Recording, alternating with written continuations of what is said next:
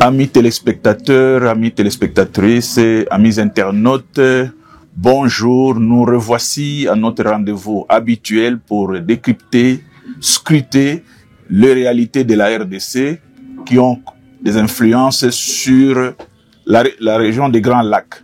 Aujourd'hui, nous allons aborder une actualité qui défraie la chronique, c'est la justice et le Congolais. La justice et le Congolais, c'est le thème d'aujourd'hui et nous partirons du cas Matata Ponyo. Tout le monde a suivi ce qui s'est passé. Matata Ponyo a été condamné à 10 ans de prison avec confiscation des biens à la hauteur de l'argent détourné dans le dossier Bukanga Lonzo. Nous n'allons pas entrer dans le vif du dossier, nous n'allons pas parler du jugement rendu, mais nous allons décortiquer le droit par rapport à la conception du Congolais, par rapport à la conception des avocats, par rapport à la conception populaire. La justice à travers le droit et les Congolais. Aujourd'hui, comme je l'ai dit, nous abordons effectivement la partie visible du droit, notamment ce qu'on appelle la défense. Sans aussi entrer dans les détails de la défense, mais nous allons survoler pour avoir, à partir de quelques cas, avoir une idée sur le comportement de la défense dans un procès, dans une affaire pénale. Comment le Congolais perçoit le droit et comment les avocats, la défense notamment, perçoit le droit.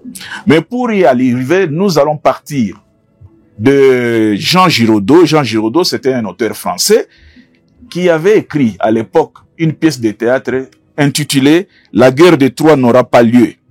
Il donne une bonne définition du droit. Parce que pour que les Troyens puissent se battre avec les Athéniens, on a utilisé un expert international, un expert en droit international, droit maritime international. Et voici comment Jean Giraudoux définit le droit. Et ça va nous servir. Selon Jean Giraudoux, le droit est la plus puissante des écoles de l'imagination qui puisse exister. Et il va plus loin. Il dit, jamais poète n'a interprété la nature aussi librement que le juriste la réalité. C'est-à-dire que on sait que le poète, dans sa poésie, interprète la nature, essaie un peu de parler de la nature, mais il ne vaut jamais un juriste dans l'interprétation de la réalité. En d'autres termes, le juriste donne à la réalité la couleur qui lui semble la meilleure.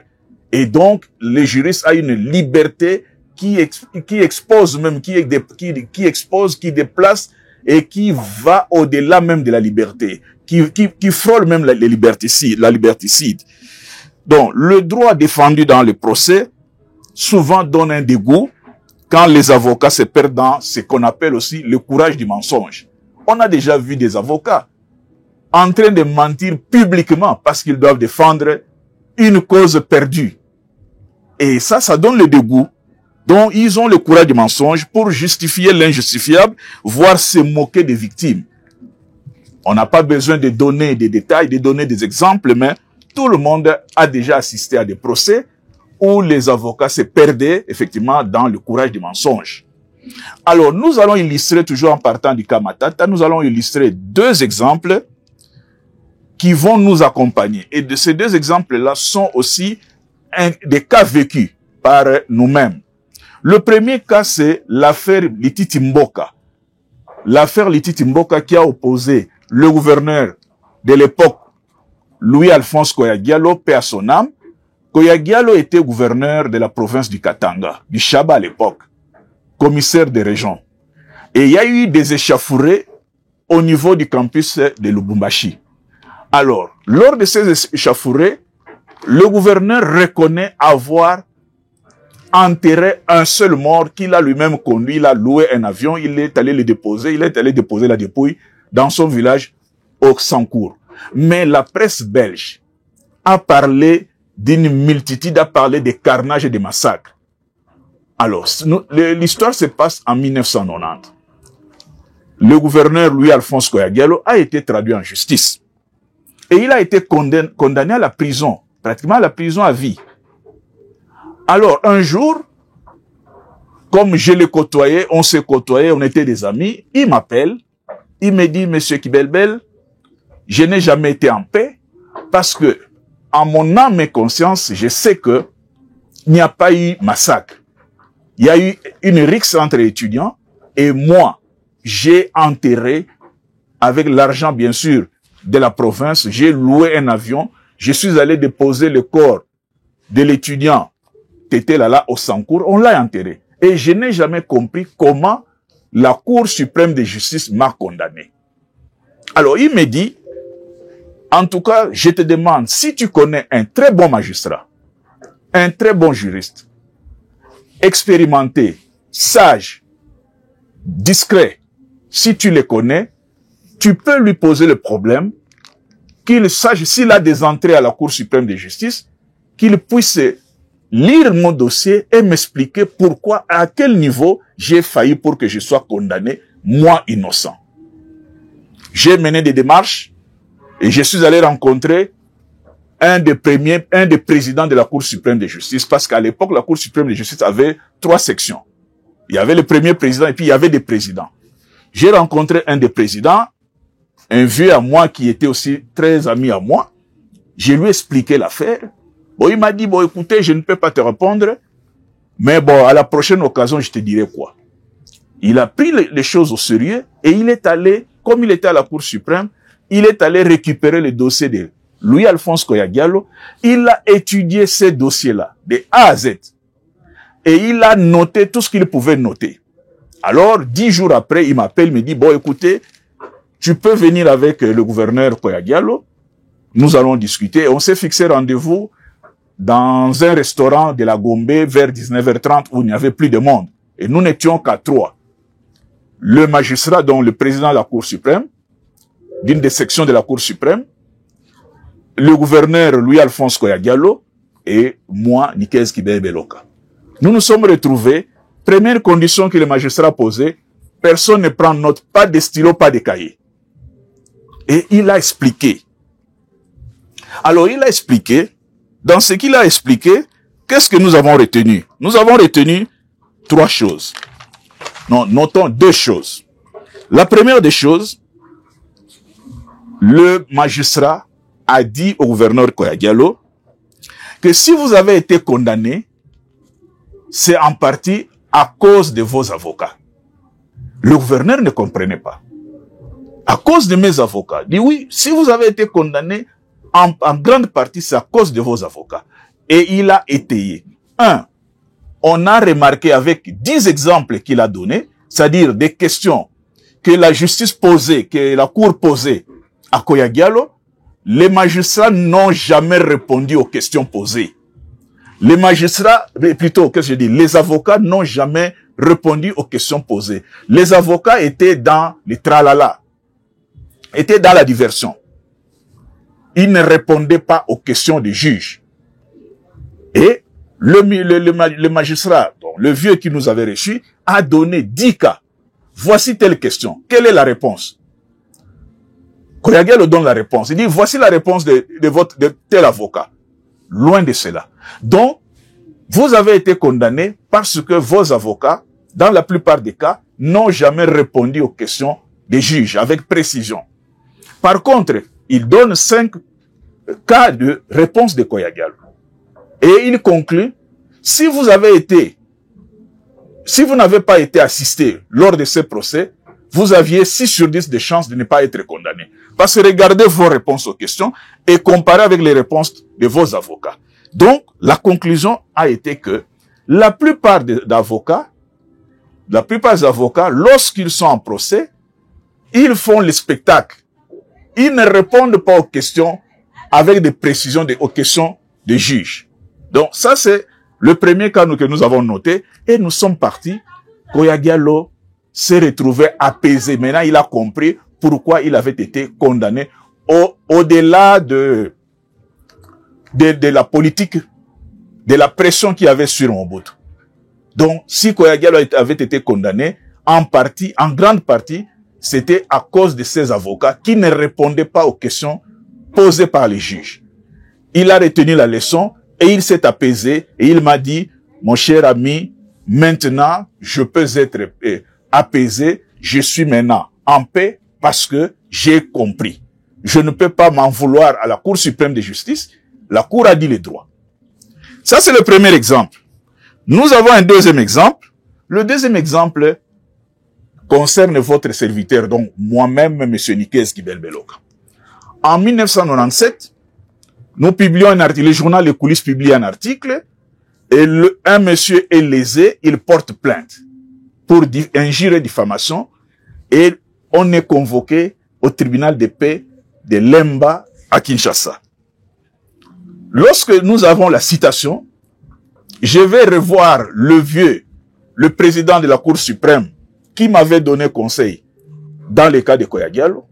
Je lui présente la citation, il lit la citation, il me dit, tel que je vois, vous ne pouvez pas gagner. Vous ne pouvez pas gagner parce que tous les faits sont établis.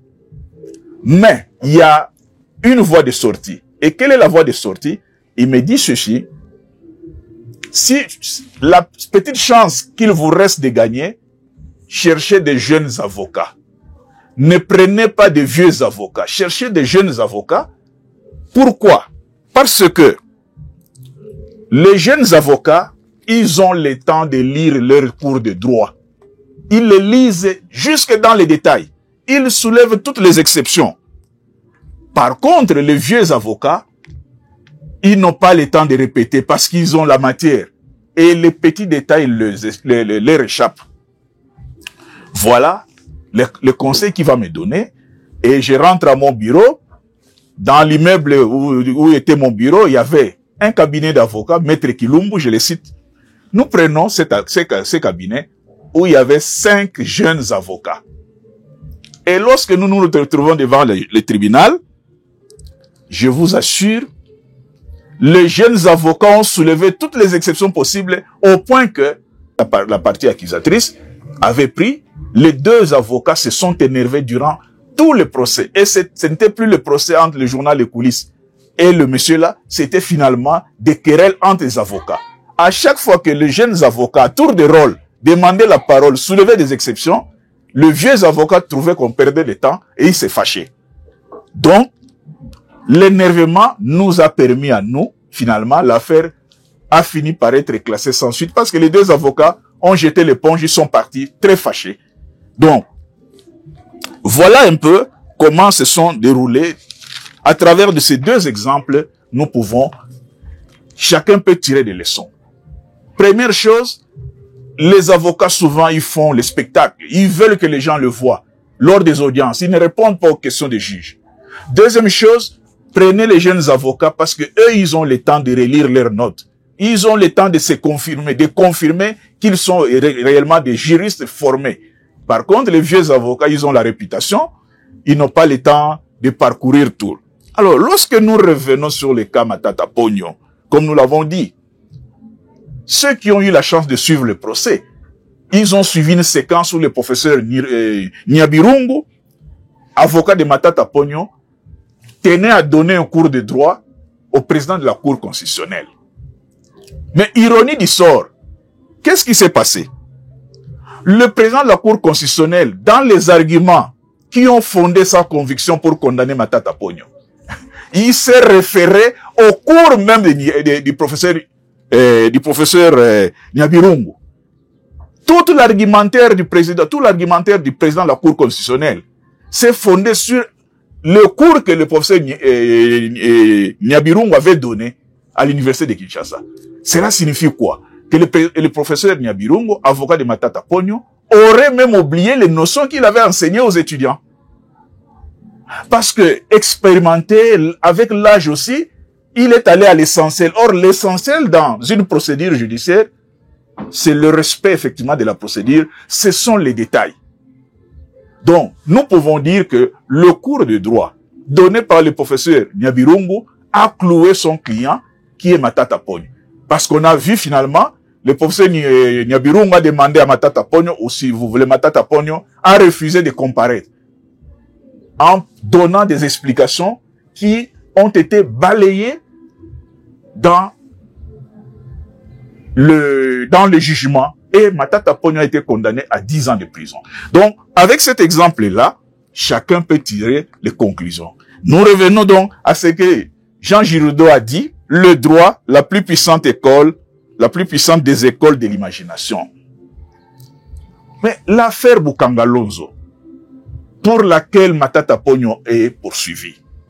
Mais tout le monde sait qu'il y a eu un projet qu'on a présenté devant la presse, devant des caméras, projet Boukangalonzo, parc agro-pastoral, dans les Bandundu, notamment dans l'espace Kenge.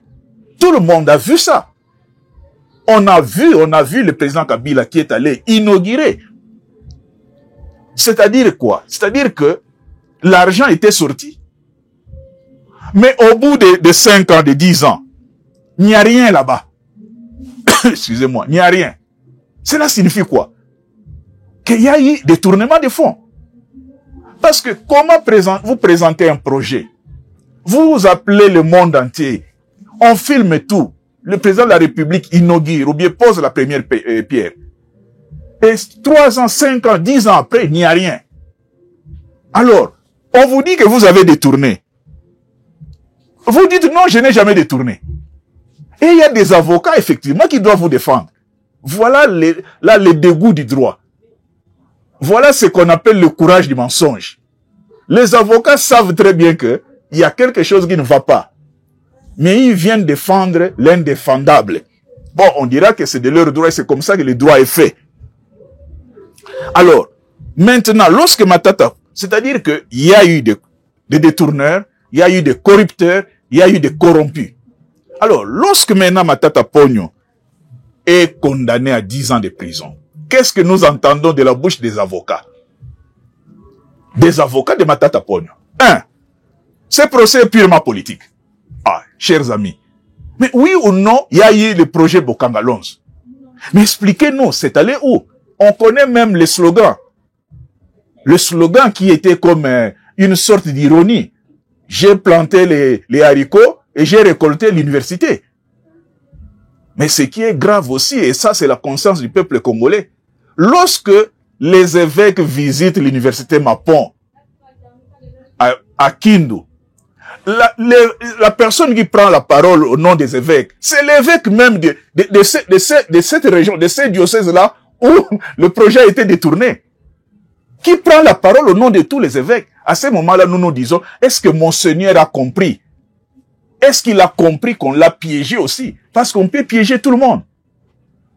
Ceux qui ont des images, lorsque les évêques ont été à Kindu, ils ont visité l'université Mapon, l'évêque qui a pris la parole pour féliciter Mapon, Matata Ponyo, c'était l'évêque du diocèse où devait être implanté le projet Boukangalonzo.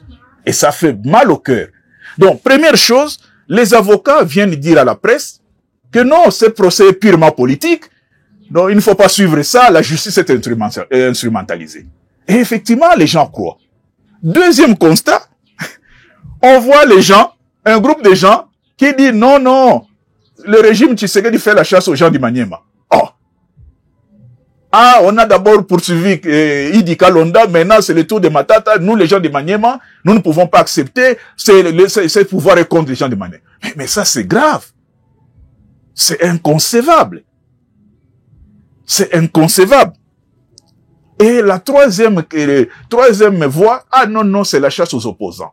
Et là, vous voyez, même une certaine presse qui vous dit non, le gouvernement Tshisekedi veut museler les opposants. Mais ça aussi, c'est inconcevable. D'ailleurs, parce que même dans une chronique judiciaire, j'ouvre une parenthèse, vous ne pouvez pas, les journalistes qui couvrent la chronique judiciaire ne peuvent pas faire parler une seule partie. Lorsque vous donnez la voix, vous donnez les micros, vous tendez les micros à l'avocat de la partie civile, tendez aussi le micro à l'avocat de la défense, tendez aussi le micro à l'avocat de la partie accusatrice. Mais chez nous, qu'est-ce qu'on voit? On voit simplement des journalistes qui tendent le micro à la défense, et la défense dit tout le mal sur la justice. Tout le mal sur la justice. Et alors, le commun des mortels, le monsieur qui est à Kwango, à Kenge, à Kwango, dans la province du Kwango, ce monsieur qui est à Kenge, il peut poser la question à ces magistrats, disons, à cet avocat, maître, mais moi j'ai assisté ici. à la pose de la première pierre. Quand vous dites que c'est le procès politique, cela signifie quoi? Donc là aussi, nous devons réfléchir par deux fois. Donc, dans un jugement, dans une affaire, nous avons deux adverbes, hier et aujourd'hui. Hier, il y a eu de l'argent débloqué pour le parc agro-industriel de Mukamalozo. Hier. Et tout le monde a applaudi. Aujourd'hui, il n'y a ni parc agro-industriel, ni argent. Alors, il faut expliquer au peuple. Donc, hier et aujourd'hui, dans un procès, ces deux adverbes-là, dont l'origine dramatise la situation. Hier et aujourd'hui, c'est le drame de la situation que vit Matata Ponyo. Alors, comme nous avons dit, hier, Matata Ponyo était sénateur et il s'est vu son immunité levée et a comparé devant la Cour constitutionnelle. Aujourd'hui, Matata Ponyo, député national, même le président de l'Assemblée nationale refuse de lever son immunité et son avocat, le professeur Nyabirungu, dit non, on ne peut pas lever. Alors que lui-même a donné ses cours de droit et a défini les conditions dans lesquelles on peut poursuivre quelqu'un qui a des immunités. Donc, il y a un problème. Il y a un problème dans la conscience du Congolais, la conception, la perception du Congolais, la perception de la justice par le Congolais. D'abord par les intellectuels, par les juristes et même ceux qui ont fait le droit, et par ricochet par le peuple. Si ceux qui ont fait le droit n'arrivent pas à comprendre ou n'arrivent pas par mauvaise foi à nous dire ce que c'est le droit, ça devient dangereux. Et Sartre disait, Jean-Paul Sartre disait, nous pensons toujours contre nous-mêmes. Nous pensons toujours contre nous-mêmes. Penser contre soi-même remet en question les concepts les plus protégés, la vérité. Lorsque vous devez comparaître, vous pensez contre vous-même, c'est-à-dire vous dites, je vais mentir, je ne veux pas dire la vérité. Donc c'est un combat que vous menez contre la vérité. Bon, si vous avez de la chance, la justice vous donne raison. Mais en réalité, vous savez quand même que votre conscience vous dit que vous avez détourné de l'argent.